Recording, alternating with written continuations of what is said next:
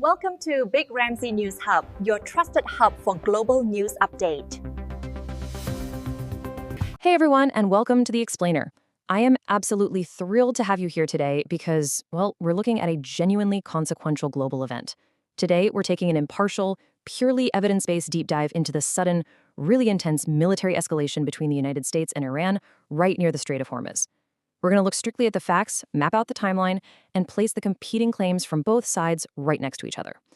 We want to understand exactly what happened and, more importantly, what it all means for the world and ultimately your wallet. So get comfortable and let's get started. Okay, let's dive into this. To really understand why an exchange of military fire here is sending shockwaves around the globe, we have to look at the macro stakes. Before the major US and Israeli strikes on February 28th, a massive 20% of the world's oil used to pass through this one specific narrow waterway. It is a completely critical global economic artery. You see, any instability here doesn't just affect the countries involved. It ripples out. It impacts energy markets, shipping costs, and economies worldwide, which at the end of the day means higher gas prices at your local pump and inflation across the entire global supply chain. And this brilliantly illustrates the reality we're dealing with right now. Zero. That is the staggering number of ships that transited the Strait of Hormuz on Thursday, following the exchange of fire between the US and Iran. Zero. An artery that traditionally carried a fifth of the world's oil supply was brought to an absolute standstill. The economic pulse of this entire region just stopped. Section 1. Clash at the Strait, mapping the escalation. So we know the global stakes, but how did we actually get to zero ships in the water? Let's zoom in on the micro events that totally strained a very fragile ceasefire over just a matter of days. It started on Thursday when the US and Iran exchanged direct fire near the strait. And that tension, it immediately spilled over. Just hours later, the United Arab Emirates, a key US ally in the Gulf, reported they were responding to a missile and drone attack. Then, fast forward to Friday, US Central Command, or CENTCOM, stated it had fired on 2 more tankers that allegedly violated its blockade of Iranian ports. In roughly 48 hours, the region went from a tense holding pattern to active multi-front military engagements. Section 2. The U.S. perspective. Self-defense strikes. Now, in any conflict, the sequence of who actually acted first is always deeply contested. We're going to impartially break down exactly what each side claims happened here, starting with the narrative presented by the United States. According to President Donald Trump and U.S. Central Command, the U.S. Navy was fired upon first. Their official statement asserts that 3 U.S. Navy guided missile destroyers came under attack by the Iranian military as they were transiting through the Strait of Hormuz toward the Gulf of Oman. The U.S. maintains that despite being targeted by multiple missiles, drones, and small boats, no U.S. assets were struck, and the ships took absolutely zero damage.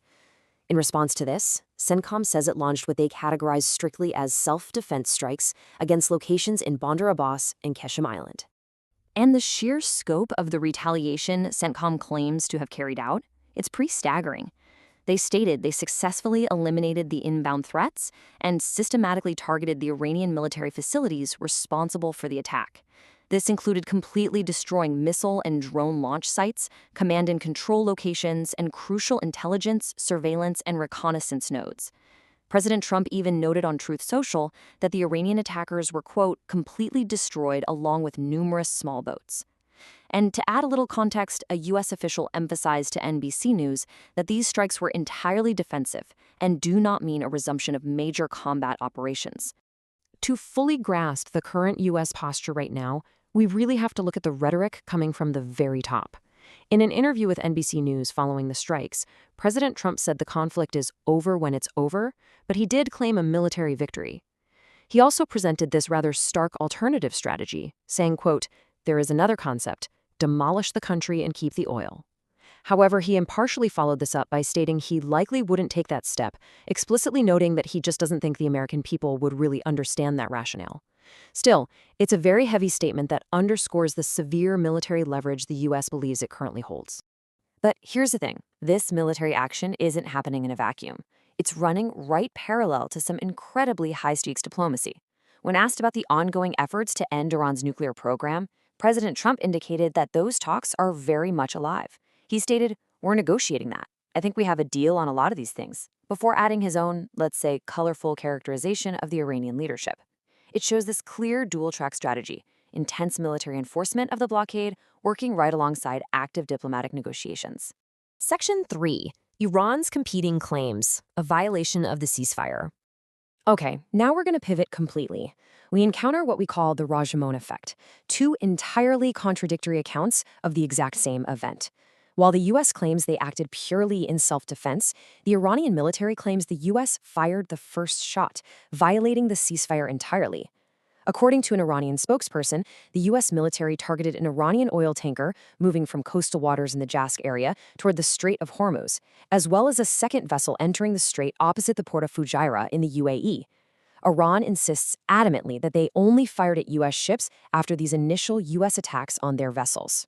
Furthermore, Iran's military spokesman asserted that the U.S. carried out air attacks on civilian areas along Iran's coast and Qeshm Island. But, it's really interesting to look at how this is being messaged domestically within Iran itself. Shortly after the exchange of fire, Iran's state-owned Press TV reported that the situation on the islands and in the coastal cities was already, quote, back to normal. It's a remarkably swift messaging pivot, clearly aimed at projecting domestic stability, even while simultaneously claiming they were just subjected to an unprovoked attack on civilian infrastructure.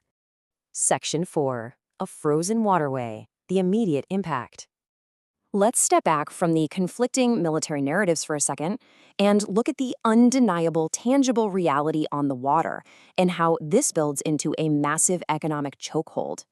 As we noted earlier, Thursday saw 0 ships pass through, but according to data from S&P Global Market Intelligence, that stretched right into Friday as well. That is 2 consecutive days of absolutely 0 marine traffic in the Strait of Hormuz. This is highly, highly unusual. In fact, it's the first time since mid-March we've seen 2 back-to-back days without traffic. And the U.S., they view this as a major strategic success. In his interview, President Trump stated bluntly, "We really control it, they don't, and we've taken the business away from them," adding that there are no boats going into Iran and they're dying economically. Section 5. The future of the ceasefire, brinkmanship or negotiation. So, we have a frozen waterway, an active blockade, and 2 sides intensely accusing each other of violating the ceasefire. What on earth happens next? Well, the U.S. administration is openly anticipating an Iranian response. Secretary of State Marco Rubio told reporters on Friday that they absolutely expected a response, but he added this absolutely crucial caveat. The hope is it's something that it can put us into a serious process of negotiation. This really reveals that the U.S. strategy might be utilizing this incredibly intense military brinkmanship as a lever to just force diplomatic progress. It's a dangerous game of geopolitical chess, right? Using military strikes to try and catalyze a final deal at the negotiating table. Which brings us to the ultimate question we're left with as we wrap up this explainer. Will this latest, truly dramatic exchange of fire be the spark that totally shatters the fragile ceasefire and plunges the region back into major combat operations? Or will the sheer economic pressure of a completely frozen waterway and targeted military enforcement actually force a final definitive nuclear deal, exactly as the U.S. administration hopes? The macro stakes literally couldn't be higher, and you better believe the entire world is watching the Strait of Hormuz to find out. Thank you so much for learning with me today. Keep asking questions, keep looking at the data, and I'll see you in the next explainer.